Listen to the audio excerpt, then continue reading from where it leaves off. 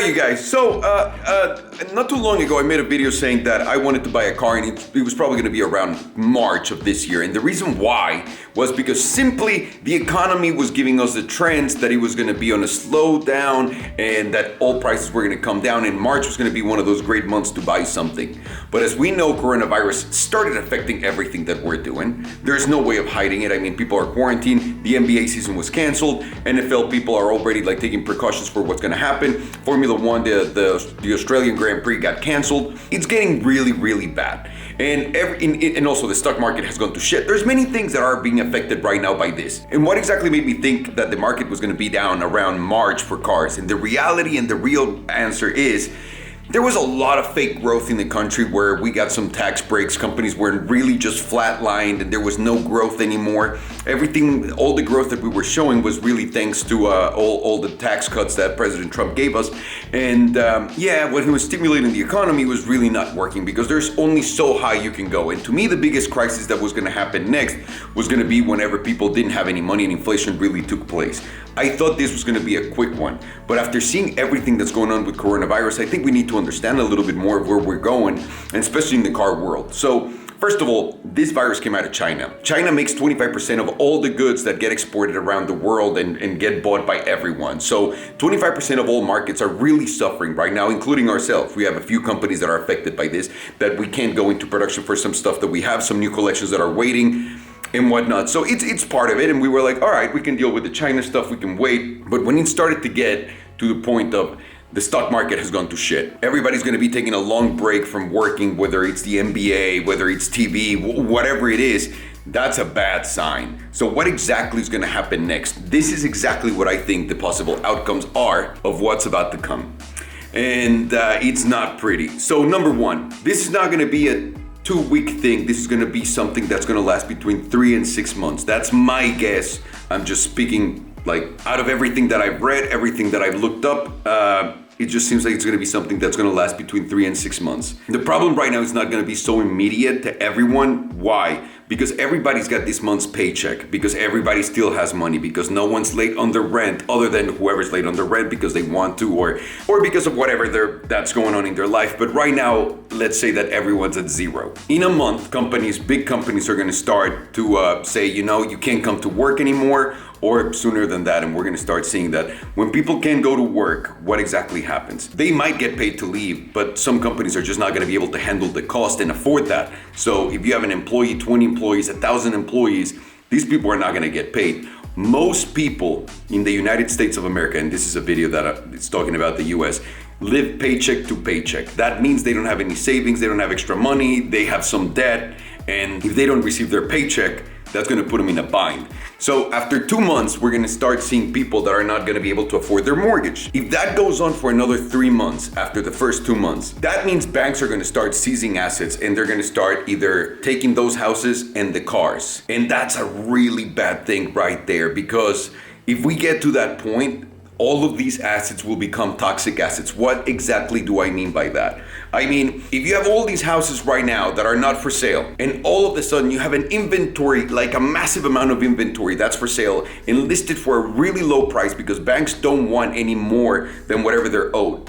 So you're looking at 50% price reductions, 60% price reductions, and those hit the market at the same time. We're gonna have another case like what happened in 2008. The same thing's gonna go with cars, but this time around, guys, there's not that many more houses compared to how many more cars there are. While the housing market is still a mess, it's not that easy to get a loan for a house unless you really qualify for it. Whereas cars, anyone can get a car loan. We have the most amount of toxic car loans in history by a lot. We have the most amount of cars we've ever seen. We have the less interest of anyone to drive these cars we've ever seen. So what exactly is going to happen to the car market in the next couple of months, 3 months, 4 months? If this whole thing of stopping the markets keeps going, we're going to see a bloodbath of the size that we've never seen before, at least in the car world. In 2008, a Carrera GT got to $260,000. I think this time it can be lower.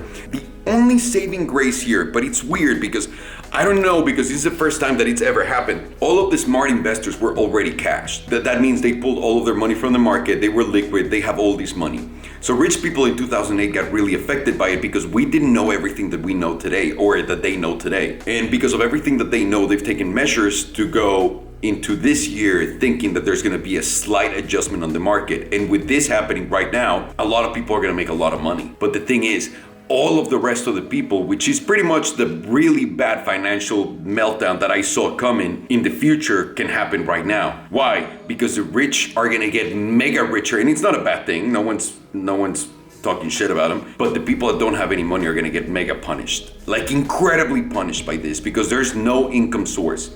Now, the one thing that would really do us well and would really help us out as a whole, as a society right now to get out of this, and let's not focus so much about the cars, because the cars, they're going to go down in price. There's nothing that's going to stay in price. Nothing's going to go up.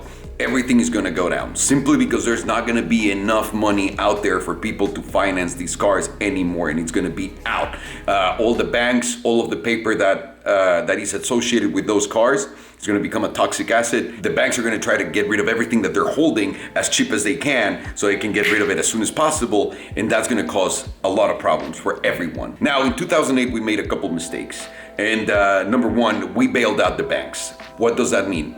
Instead, like what we did in 2008 is we gave the banks an out, because let's say that, and this is just a number that I'm just throwing out there, it's completely stupid, but I'm just giving you an example that would apply right now. Let's say that Citibank has $1 billion in debt from people that owe mortgages to Citibank. So if Citibank seizes $1 billion worth of houses, and puts them on the market. When you have that much inventory, that means all of the market goes down. All of the $1 billion worth of assets that Citibank had, that would go down in value to probably 50% of that, if not 40% of that. That means that $1 billion became for them $400 million.